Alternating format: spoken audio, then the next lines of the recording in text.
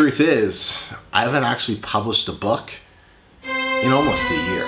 Hey everybody, I'm coming out of Mecca and Kulieli, which need best keywords in India, and they need that problem solved there because why not? Range Rover Sport Supercharged. How do you become 1 from 0? If your income goal is $500,000. Hey everybody, I'm Mecca from the Blueprint Publishing Academy, and I'm coming at you today to talk about a very, very serious thing that has happened over the last little bit, and why I am no longer a self-publisher.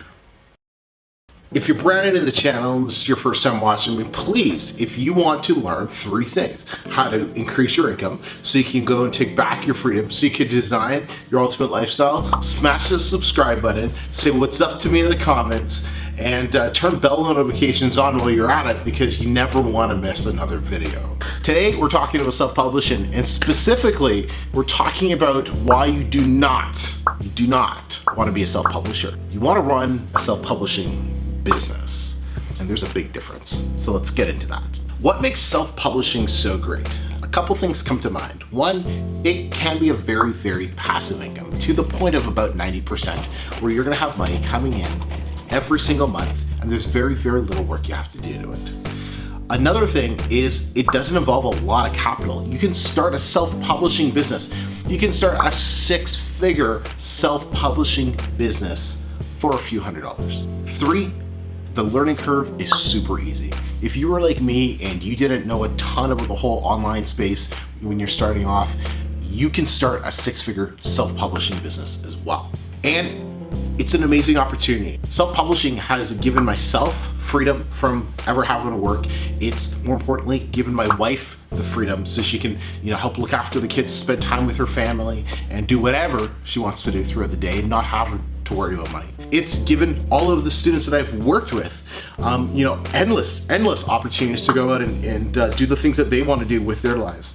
It's such an incredible opportunity, and I firmly believe it's the best thing you can do if you're looking at starting your own online business. But self-publishing is also one thing, and that's a stepping stone. Self-publishing is something that you want to get good at, get better at, and then turn into a real business, and then focus on something bigger and better.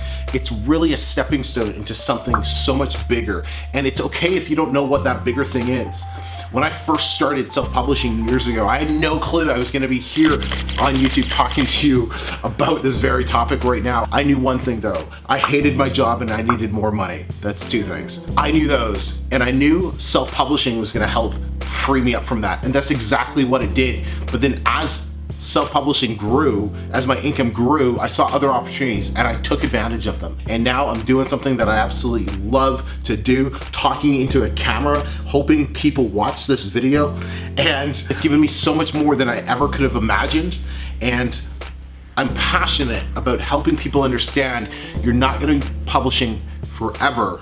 You're going to use it as a stepping stone, because really that's the best use of self-publishing on Amazon. It's a stepping stone into bigger and better things for you. So what I'm going to talk about today in this video is what your ultimate goal should be with self-publishing, and why you don't want to be a self-publisher, but you want to rather run a self-publishing business. So let's define what self-publishing is. Self-publishing is putting a book up on a platform, namely Amazon, because it's big and easy, and it's publishing a book. You don't have to write the book, but it's publishing a book, having it written by ghostwriters or freelancers, whomever, publishing it up on Amazon, running ads to it if you want, whatever your strategy is. There's a lot of different strategies in this day and age. Pick one that you like, run with it.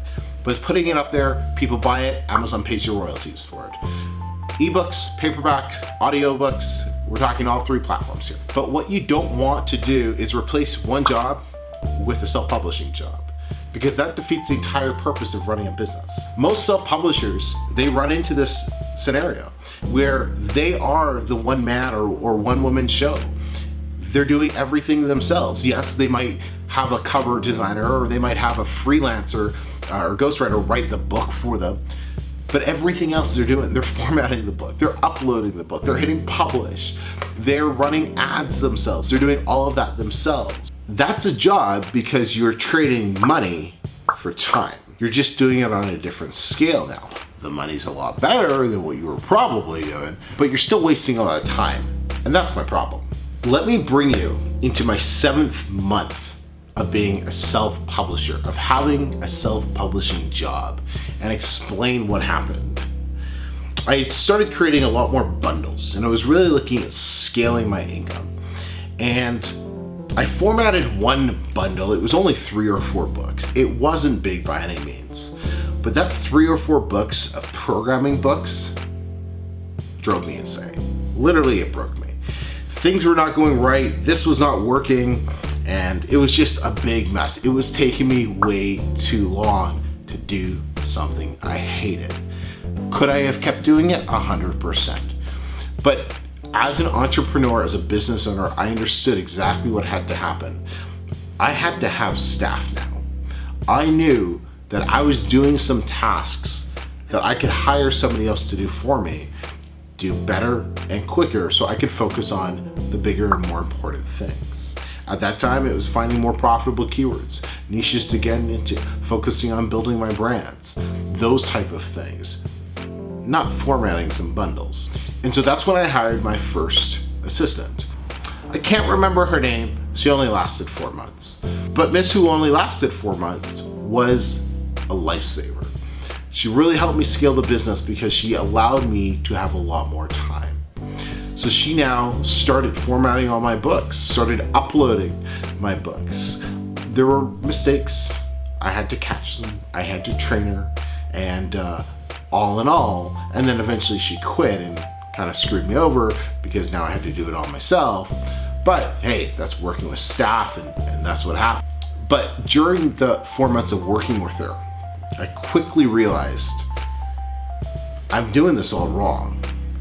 I don't need to be doing all these little things. I need to be focused on the things that make me the most money, finding profitable keywords, niches, and building my brand. Those were the 3 most important things I could be doing as a self-publisher. So I started working with a new assistant, Abdul, godsend. And Abdul, who I currently work with now, is the most important person in my organization. Abdul runs my publishing business. He literally runs 97% of my publishing business. The only thing that I handle now are final decisions, strategic thinking, and payments. Those are the only 3 things I do with my publishing business now. I don't do any keyword research. I don't talk to my cover designer. I wonder how she's doing. I don't order books. I don't... Well, you know what? I'm gonna put up on the screen here in a second all of the tasks that my manager, Abdul, now does for me. So he finds new staff members, helps, does the keyword and research, creates titles, subtitles, does book outlines, submits books to be written, write descriptions, formats the descriptions, come up with bundle ideas, orders the cover, formatting, uploads the book. He does everything. Everything you hate doing, he does. Now, how did I get myself to this scenario? How did I grow my business to this? Well, I've always thought of myself as a business owner, not a self-publisher. I want to own a self-publishing business. I don't want to work in a self-publishing business. And that's the difference. I run a self-publishing business. I don't work in a self-publishing business. I sit down with my manager once a week for 10 to 15 to 20 minutes, depending on what we have going on in the business. And we chat, we talk about what's going on, what strategies we're using, how are things going. He sends me a weekly income report every Monday or Tuesday, and that's it. We chat throughout the week when we need to, but that's it.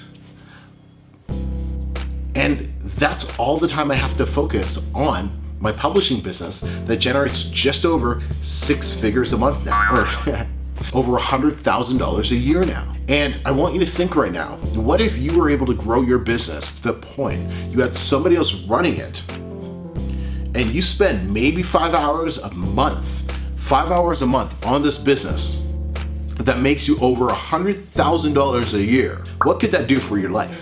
What could that do for your mindset, your time, right? You can spend more time with your family, your kids. That's what I like to do. You can start other businesses. That's one of my massive passions. The only reason I've been able to build, my programs, my self-publishing blueprint, publishing academy, to the level that they are because I've had somebody running my publishing business. So that's what I want you to kind of take from this whole message is stop running the business yourself and think bigger. Think bigger. And how can you have staff? Now, are you ready? Maybe, maybe not. The majority of you watching this right now are not ready. And some of you will take that advice, ignore it, you're gonna go hire some assistants, and you're gonna completely fuck yourself over. Because I've seen this. I've seen people who were too cocky for themselves. They hire assistants, they think they're training them, and then boom, it all blows up in their face and they fizzle off into no man's land. This is something that is extremely difficult to do, that only very few people end up doing. But the people who do end up doing this, it changes their life. And this is exactly what I'm passionate about helping people do. This is exactly it. I am excited about helping people grow this. This is what my business looks like right now. I'm sitting at the top. Then I got my publishing manager, Abdul's chief operating officer. We got a full-time freelancer, writing company we use. Shout out to the Urban Writers. Social media manager. We don't actually have a social media manager anymore. The cover designers, narrators for ACX, and then virtual assistants. And not like review swap virtual assistants, like Abdul has his own assistants to work with. Like that's because he's a boss himself. That's essentially what the publishing business looks like now. This business right here, I spend 5 hours a month max, makes me 100 G's. That's how you do this. What do I do with all my time then? Well, strategize. I'm able to focus on the things that I think are gonna bring in the highest return for the publishing business. So strategy. Hey, are we gonna spend more time creating just ACX books right now? Or should we do paperback and ebook as well? Which strategies do we wanna follow right now and really go heavy in? Those decisions, right? It's like, hey, what type of promotions should we start testing out? Right, we just started testing out some promotions on Ingram Spark. Let's test out those books and let's see how they go. Those type of strategies, right? What changes can we do with AMS, right? What else, so that's the strategic level of stuff. And that, my friends, that's the stuff that's fun. Publishing's fucking boring. I'll let you in on a little secret. It's fucking boring. But strategizing on how to grow your business is exciting and fun. Right? And hey, if you're okay with the publishing business doing 8 to 10 grand a month or 10 to 15 grand a month, whatever the case is, then that's awesome. We were okay with that. For I think 2 months, we didn't publish any new books. We're like, okay, it's good. Let's just let all the books kind of catch up to themselves so we can see where everything's lying. And then we'll reevaluate once we see what niches, what keywords, what books really start taking off, and boom, now we're starting to get back into the publishing of new books and everything. That's strategic thinking. It's none of this putting a whole bunch of books up, hoping what's going to do well. You put thought into it as a business owner. So one of the main things questions that come up when I talk about this is, well, why wouldn't they just do it themselves? And the reason is this, I won't go work for somebody. Why? It'd be easier. I could probably find a job somewhere that pays better, right? Like getting a six-figure a year job is not challenging. I would cut down all of my expenses to pretty much nil. And I don't know, maybe there's some other benefit. But I won't do it because that's not who I fucking am. It's the one and only Nico Double G. I can't do it. Physically, I could not do it. It's the same way right? An employee looks at what we do, right? And they're like, I could never run my own business. I couldn't handle the stress of money not coming in the beginning. I couldn't handle the inconsistency of income, up, down, up, down, up, down. Some people need consistency. Some people need that flat line of money, right? Where it's the same every single month. You know, I look at my income from last year, 83, 65, 94, 14,000, 13,000, 24, 30, 31, 22, 22, 28, 48. Some people just need the same every single month. So that's why we're just not wired the same way. They're not wired the same way as us. That's why there will always be people who are gonna bag your groceries, who are gonna clean your house, who are going to whatever, because not everybody has that entrepreneurial drive, nor cares to be. Some people are just happier working for somebody, and those are the type of people you hire because they are happy doing it, so they love to do it. Now, couldn't Abdul just take everything that you're doing and start his own business? He's writing exams right now. When their exams are done, he's starting his own publishing business, finally. We've talked about it. I'm not afraid of losing him. You can't be afraid of losing your people. You have to put your needs above theirs, because when you do, they're going to be more loyal to you, right? Having him start his own publishing business with all of the experience and everything he knows, everything we've gone through as a team over the last 2 years, or however long, yeah, it's 2 years, yeah. It'll be 2 years this summer, working with him. Having all of that, and now he's gonna start his own business finally, that is fucking exciting. Why? Because he's gonna grow that business to 10 grand a month in no time. Might he end up, quitting and doing something else? Maybe I just gotta find a bigger incentive, pay him a lot more money to keep him around. Hopefully he's not watching this part of the video. But whatever happens, I want my people to win big. And that is where most people drop the ball on this. They try to keep them down, where you have to want your people to win big. You cannot be afraid to lose them. So anyways, I'm sorry, we got off to a tangent. I was not expecting this video to be 22 minutes long. I'm just gonna wrap this up right now, but I just wanted to start opening this discussion for this because you may or may not know, we have a publishing manager program where we have trained managers that people are able to purchase to help run their publishing business. All the big names in the publishing space that you watch on YouTube are using them. And they I think the twins came out with a video, talking about this type of thing. And, this is the next step, right? Once you get $6,000, $7,000, $8,000 a month consistently, man, now it's time to man up and start running an actual business, right? Hire somebody to run it so you can focus on, hey, what's gonna be the next big thing for you? But anyways, hit me up in the comments. Do you want more discussions on this? More how to train maybe, or like what's the next step, or what's the first step? Let me know in the comments on your thoughts on this. Because this is the stuff I don't want to, I'm the best at. I've been doing this type of stuff for well over 10 years. And it's something I'm just passionate about and I love doing. So I'd love to share more of it with all of you who are ready to take your business to the next level. Till next time, everybody, I'm Emeka. Speak to y'all soon.